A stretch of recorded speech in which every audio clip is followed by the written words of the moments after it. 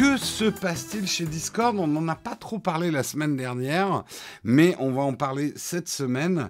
C'est un peu, ça a été un peu confus, et finalement, on a un peu le mot de la fin aujourd'hui. NFT crypto, annulation d'abonnement de Nitro, que se passe-t-il sur Discord? Tout a commencé avec un sondage qui a été envoyé à certaines personnes sur Discord, un sondage appelé le Web 3. Internet décentralisé, organisé par Discord et publié pour la première fois au mois d'août dernier et qui commençait à mettre une petite puce à l'oreille. Le sondage aujourd'hui n'est plus accessible, ne le cherchez pas, mais beaucoup ont repartagé des captures d'écran, que ce soit sur Twitter ou Reddit. Et la toute première question de ce sondage était un peu bizarre et un peu orientée. La première question, c'est de savoir si les utilisateurs de Discord étaient familiers avec le concept des NFT. Vous êtes familier avec les NFT, j'ai pas besoin de réexpliquer les NFT, j'espère, sinon on est là pour 3 heures. Cette technologie qui se base sur le blockchain de la crypto Ethereum et qui permet de créer des sortes de certificats d'authenticité pour les fichiers numériques. Depuis leur popularisation au début de l'année 2021, les NFT ont permis de créer de véritables marchés de l'art, mais ont également été la cible de beaucoup de critiques. Et alors, cette question, on va l'analyser ensemble dans ce questionnaire qui était intéressant. Merci Luna pour ton 14e mois d'abonnement.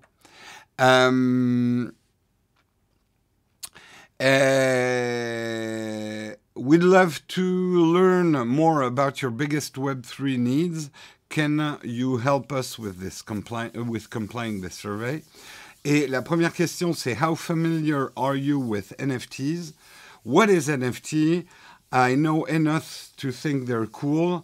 I've bought and sold one NFT. I'm a pro. I collect and trade NFT regularly. Et ce qui a été reproché à cette question, c'est d'être un peu orienté. Parce qu'à part la réponse 1, qui était c'est quoi les NFT, il n'y avait pas vraiment de réponse. Je suis plutôt contre les NFT. Et c'est vrai que les NFT, on ne va pas rentrer dans le débat, mais les NFT font débat. Certains disent qu'on est dans l'ultime hérésie autour de tout ce qui est blockchain valeur. Il y a beaucoup de débats autour des NFT. Beaucoup de débats au sein des artistes même autour du NFT, de la valeur réelle des NFT. Donc, ce qui a manqué beaucoup aux gens dans ce questionnaire, c'est effectivement une réponse du type « Non, je ne veux pas de NFT sur Discord. Je n'aime pas les NFT. » Puisque le sondage, on s'en doutait bien, c'est Discord qui essaye de tâter un peu le terrain pour savoir s'il n'inclurait pas des NFT, par exemple les gifs préférés dans Discord ou les mèmes ou des choses comme ça, leur donner des valeurs NFT, faire des collectibles au sein de Discord, voilà, ça serait peut-être une option qu'aurait exploré Discord. Comme le dit l'article, dans le sondage de Discord, il n'est pas vraiment possible de montrer son scepticisme par rapport aux NFT. Donc, il y a eu un premier, ça a un peu commencé à grogner en se disant mais où va Discord? Et les choses ont véritablement été lancées le 8 novembre avec un tweet de Jason Citron. On ne se moque pas du nom des gens. Il a des pépins, Jason Citron, c'est des choses qui arrivent. Pour la petite histoire, voilà, c'est le PDG, le cofondateur de Discord. Et dans son tweet, lui, il parle carrément. Il a publié un screen en réponse à un tweet. Et dans ce screen que je vous montre, il montre effectivement Wallet Connect. Donc, une connexion des wallets de crypto. On voit Discord plus, et ça c'est le symbole de l'Ethereum. Donc voilà, il a montré clairement par ce screen que Discord était en train de travailler crypto, NFT, des choses comme ça. Voilà, c'est un homme pressé. Ah, très bon ça, Jason Citron, un homme pressé. J'aime beaucoup. C'est très bon. Donc, ça a carrément jeté de l'huile sur le feu. Il a intégré dans son message une capture d'écran qui semble venir d'une future version de l'interface de Discord. Les internautes ont remarqué une nouveauté importante. Le futur Discord pourrait permettre de connecter ses comptes MetaMask et Wallet Connect. L'intégration de crypto-monnaies sur Discord ne serait pas anodine. Cela pourrait faciliter les achats de crypto-monnaies directement sur la plateforme ou bien dans certains jeux vidéo. Et cette intégration pourrait vouloir aussi dire que les NFT seront acceptés sur Discord dans le futur, ce qui créerait un écosystème où ces tokens pourraient très facilement être échangés sur la plateforme. Eh bien, les utilisateurs, en tout cas une partie des utilisateurs assez importante, a très mal réagi à ces annonces. On le sait, les cryptos et les NFT sont loin d'être consensuels pour l'instant. Et au point que, pour marquer leur opposition, un certain nombre ont lancé sur Twitter le mouvement Nitro Strike, la grève de Nitro. Alors Nitro, c'est le système d'abonnement qui existe actuel sur Discord, qui permet de débloquer un certain nombre de fonctionnalités, qui rend Discord payant. Discord est bien sûr gratuit dans une utilisation, on va dire, lambda, mais vous pouvez booster votre utilisation avec l'abonnement Nitro. Et le but de ce mouvement, hashtag NitroStrike, c'était d'appeler le plus d'utilisateurs possible à annuler leur abonnement. Et ça a plutôt pris, parce qu'il y a eu pas mal de désabonnements. Et le mot d'ordre, c'était, je le traduis en français, je pense que ça serait vraiment cool de nous organiser pour supprimer en masse nos abonnements à Nitro si Discord décide de se mettre au JPEG de merde. Voilà. C'est une vision pour certaines personnes, notamment des NFT. Je pense que les NFT font beaucoup plus débat que les cryptos, de mon intuition. Mais globalement, ça n'a vraiment pas plu à un certain nombre d'utilisateurs de Discord qui ont commencé à faire la grève avant même d'ailleurs que Discord ait changé quoi que ce soit. Ça, on est en 2021. On fait des grèves avant que les lois se... Oui, mais c'est un peu ça. Discord n'avait rien annoncé d'officiel sur les NFT et les cryptos, mais on a fait un strike Nitro avant même que Discord ne bouge. Pourquoi pas ? Pourquoi pas ? Et d'ailleurs, ça a plutôt marché, puisqu'on apprend justement aujourd'hui que Discord fait marche arrière sur les cryptos et les NFT après la grève de ses membres.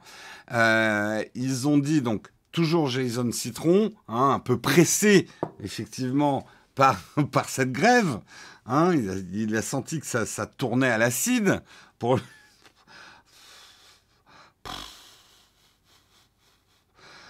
Je cherchais un truc avec zeste, mais c'est pas venu. Bref. Le mec qui nous tient au jus des nouveautés Discord. Très bon, très bon, très bon. Continue. Vous êtes meilleur que moi là ce matin. Je suis pas bien réveillé. Les jeux de mots viennent pas facilement. Bref, Jason Citron, le PDG de la plateforme, a précisé sur Twitter le 11 novembre. Merci à tous de vos retours, entre guillemets, et de votre grève. Nous n'avons pas prévu de déployer à grande échelle ce projet. Pour l'instant, nous nous concentrons sur la protection de nos utilisateurs contre les spams, les arnaques et les fraudes. Le Web 3, c'est-à-dire web décentralisé pour Discord, est un beau projet, mais il rencontre encore beaucoup de problèmes que nous devons résoudre à notre rythme. Plus sur le sujet bientôt. Donc il n'a pas dit que... Attention.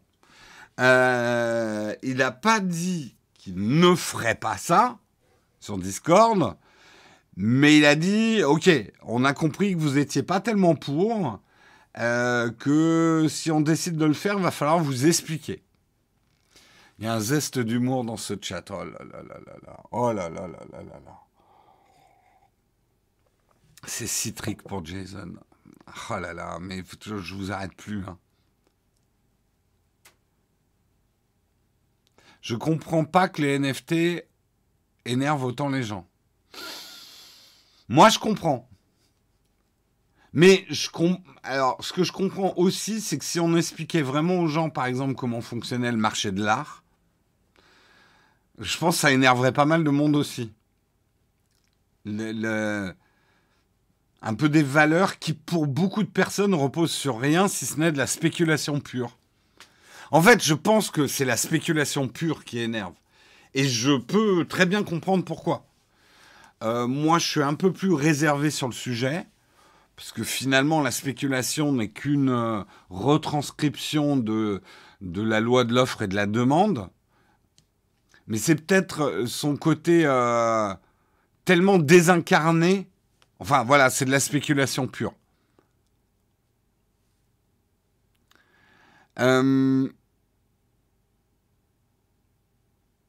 Le Web3, ça va au-delà du net, ça permet... Oui, oui, alors le Web3 ne repose pas uniquement sur les NFT, bien au contraire, ça serait d'abord une décentralisation, notamment des systèmes de serveurs de Discord, ce qui lui permettrait effectivement de s'affranchir des gros providers de serveurs, et probablement de pas mal diminuer ses coûts aussi, parce que je pense que Discord a des vrais problèmes de coûts.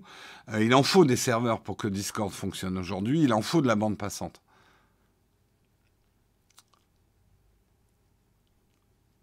Les NFT, c'est du vent, comme si j'achetais un coup de vent, littéralement. Bah, alors, partons 5 minutes sur le débat. Allez, je me laisse entraîner sur le débat des NFT. Tu vas me dire, par exemple, acheter un bien immobilier, bah, c'est pas du vent. Au moins, c'est de la pierre. C'est solide. Tu peux toucher ton appartement ou ta maison. Mais en même temps, tu sais comme moi que quand tu vas acheter de l'immobilier, et je te le souhaite, ton immobilier va prendre de la valeur dans le temps. Et cette valeur, elle ne va pas venir du fait que ton bien s'embellit ou change. Ce n'est pas les pierres qui deviennent... c'est simplement que la demande autour de ton bien immobilier va grimper. On est d'accord jusque-là. Donc, quelque part, tu fais de l'argent sur le temps. Sur le vent, comme tu dis. En fait, toi tu dis c'est de la valeur sur le vent, moi je dis c'est de la valeur sur le temps. Parce que c'est de la valeur par rapport à l'offre et la demande du bien que tu as, en fait. Donc, on pourrait discuter, parce que je sais que mon analogie a des limites aussi. Parce que tu me diras, oui, mais au final, moi j'ai quand même un appartement... Alors qu'avec les NFT, j'ai rien. Je pourrais te dire, t'as pas rien. T'as un certificat d'authenticité d'une œuvre. C'est pas rien non plus.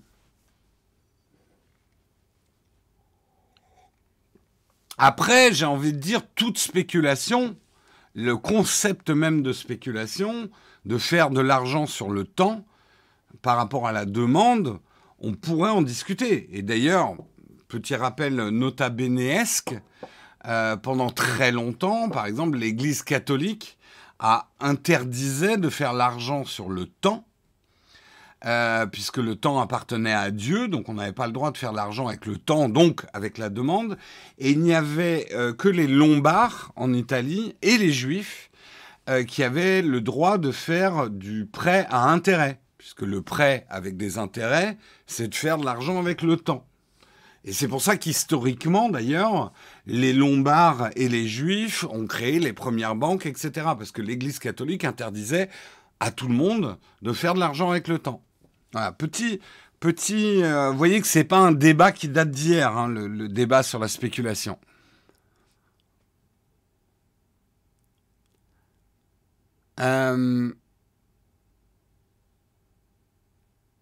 Après, je comprends que pour pas mal de personnes, le NFT, c'est tellement vaporeux parce que c'est numérique, c'est tellement pas tangible que ça leur pose un problème supplémentaire.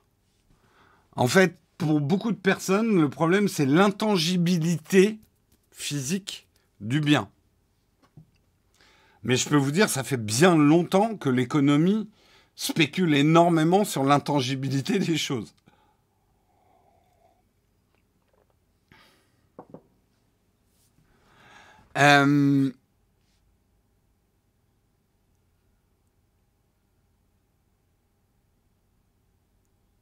Les intérêts, c'est pas de la spéculation, c'est de la location d'argent. Technique savoir, ça se discute. Parce que tes intérêts vont être calculés par rapport à l'offre et la demande. Mais bon, c'est un débat économique probablement passionnant. Et puis, je suis absolument pas un spécialiste, donc je dis peut-être des conneries énormes. Il y a certainement de grosses nuances dans ce que j'ai dit. Mais c'est un débat intéressant.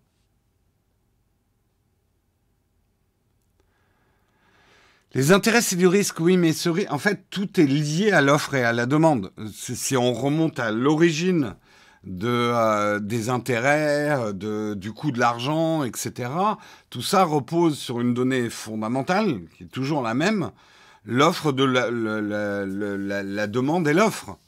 Qui veut acheter ce bien et qui l'offre, en fait, et la rareté, en fait.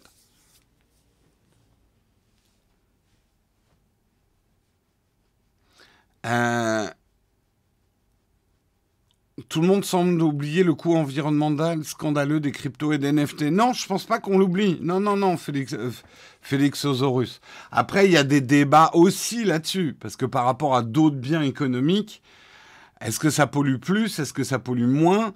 Moi, je pense que surtout le débat est déjà qu'on a pas mal d'économies qui polluent. Est-ce qu'on avait besoin de rajouter des choses qui polluent? Là, oui.